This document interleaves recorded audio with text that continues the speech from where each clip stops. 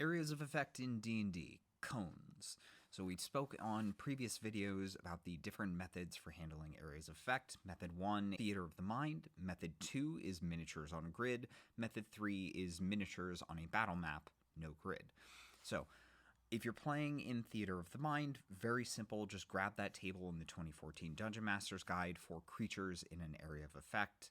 If you're playing Method 3, which is miniatures but no actual grid, then you can just use a template and figure out which creature's spaces are at least half affected by the AOE. It gets complicated if you're playing Method 2, which is miniatures on a grid. So you can use a template and then place the template on the grid. So start from a grid intersection, typically one of the corners of your space, and orient your cone however you like and figure out which creature's spaces are at least 50% affected by the AOE.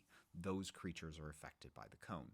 If you're using the token method, you're going to have to be a little bit more deliberate. So start from a grid intersection and place tokens or marked squares out to the length of the cone, and then from there go outward to the width of the cone. Effectively, you're making a T-shape, and then you're going to fill it back in to form a triangle. Now, as you place tokens, each step away from your point of origin, the cone gets one space wider.